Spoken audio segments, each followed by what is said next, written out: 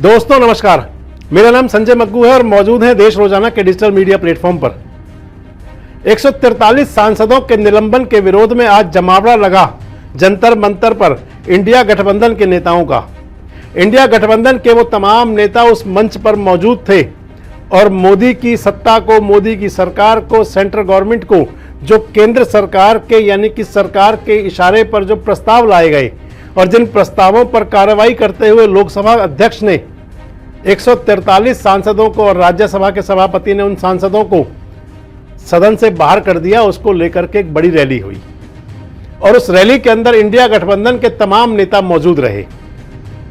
उस रैली को संबोधित करने के लिए कांग्रेस के राष्ट्रीय अध्यक्ष मल्लिकार्जुन खड़गे भी थे, उस रैली को संबोधित करने के लिए राहुल गांधी भी थे, उस रैली को संबोधित करने के लिए सीताराम येचुरी भी थे, उस रैली के अंदर अखिलेश यादव भी पहुंचे थे, उस रैली के अंदर आप मान लीजिए कि इंडिया गठबंधन की सभी पार्टियों के नुमाइंदे मौजूद थे। और गठबंधन की रैली ने यह साबित करने की कोशिश की कि हम साथ साथ हैं। एक संदेश तो दे दिया सत्ता को, सरकार को चुनौती देने का और 143 सांसदों के निलंबन के विरोध में अपना दुख जताने का, अपनी पीड़ा बताने का और अपना विरोध दर्ज करने का जो एक साझा प्रयास था, उसमें तो कामयाब हो गए इंडिया गठबंधन के लोग। और उससे पहले कामयाब हो गए 16 तारीख को अपनी बैठक करने में, भले ही उस बैठक के अंदर प्रधानमंत्री पद के नाम का चयन ना हुआ हो। इसके साथ साथ ही इकट्ठे हो गए सभी वो दल मोदी की सत्ता को चुनौती देने के लिए और तय होने शुरू है उस समय कार्यक्रम कि किस प्रकार से सीट शेयरिंग का फॉर्मूला बने। अगर आज आप बात करें रैली की, जो रैली हुई थी, उस रैली के अंदर से जो संदेश निकल करके आए वो तो यही बता रहे थे कुछ कि एक बार सब इकट्ठे मिलकर के मोदी की सरकार को चुनौती दे लें। लेकिन क्या इसको सबको धरातल पर कर पाना संभव होगा? और सीट शेयरिंग क्या इतनी आसान होगी? क्योंकि 31 दिसंबर तक सीट शेयरिंग के फॉर्मूले को निपटाने की बात चली थी। जो बैठक हुई थी इंडिया गठबंधन के नेताओं की 16 तारीख को, उस बैठक में कहा गया था कि 31 दिसंबर तक सीट शेयरिंग के फॉर्मूले को फिक्स कर लिया जाए कि एक के सामने एक प्रत्याशी कैसे होगा। यह बहुत बड़ी बात है और बहुत बड़ी लड़ाई है, क्योंकि देश के अंदर ऐसे कई राज्य हैं जिसके अंदर कि इंडिया गठबंधन के नेता जो हैं या इंडिया गठबंधन की पार्टियां हैं आमने सामने हैं। अगर सीट शेयरिंग के जब फॉर्मूले पर बात करने की बात चलेगी तो बात दिल्ली की भी होगी। दिल्ली की 7 सीटों पर आम आदमी पार्टी कितनी सीटों पर चुनाव लड़े और कांग्रेस कौन सी सीटों पर चुनाव लड़े, इस पर भी कशमकश जरूर रहेगी। बात पंजाब की भी होगी जहां आम आदमी पार्टी सत्ता में है, जहां सभी 13 सीटों पर कांग्रेस लड़ने का दम ठोक रही है, जहां की 8 सीटों पर कब्जा कांग्रेस का है और मात्र 1 सीट आम आदमी पार्टी के पास है। इस स्थिति में पंजाब के अंदर क्या हो, इस पर भी कशमकश बहुत रहेगी। लड़ाई हरियाणा की भी रहेगी।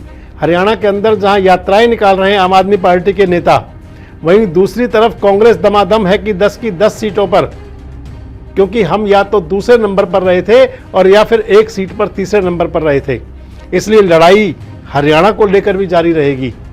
लड़ाई पश्चिम बंगाल को भी लेकर होगी, जहां ममता बनर्जी और यानी कि ममता दीदी की तृणमूल कांग्रेस और कांग्रेस दूसरी मल्लिकार्जुन खड़गे साहब वाली कांग्रेस और फिर तीसरे वह कम्युनिस्ट पार्टी आमने सामने हैं।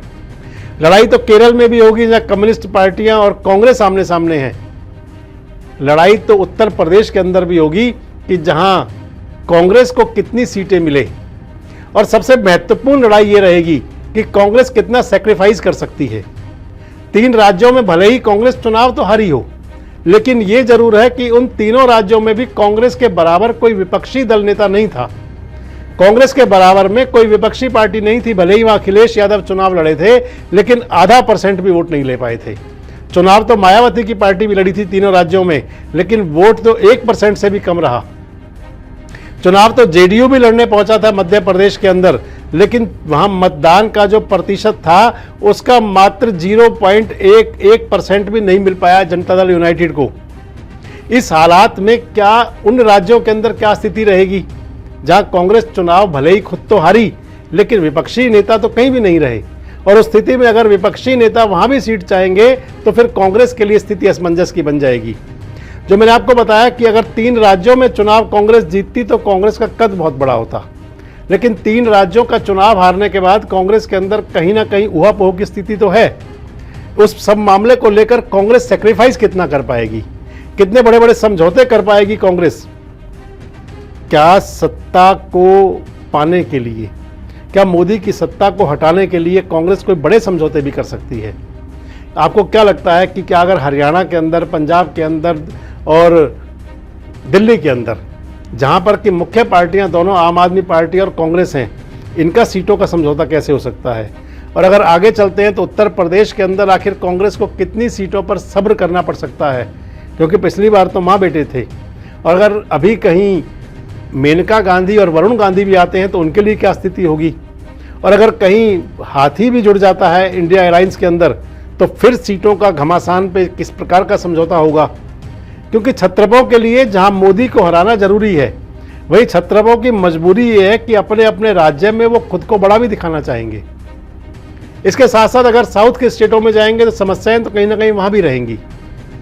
आज भले ही इंडिया गठबंधन एक बार फिर से दिखाने की कोशिश कर रहा है, आज भले ही ललन सिंह कह रहे हो कि नीतीश कुमार के मन में और लालू यादव के मन में कोई नाराजगी नहीं है, लेकिन कहीं ना कहीं चाहे वो प्रधानमंत्री पद की दावेदारी की बात हो और चाहे उससे पहले सीट शेयरिंग के फॉर्मूले को लेकर हो, कश्मकश तो सभी पार्टियों में रहेगी।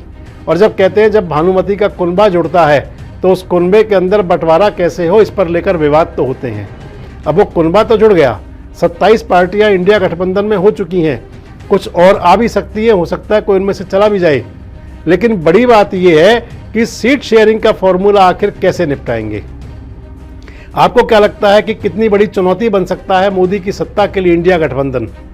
आपको क्या लगता है कि क्या सीट शेयरिंग का फॉर्मूला आसानी से निपट जाएगा?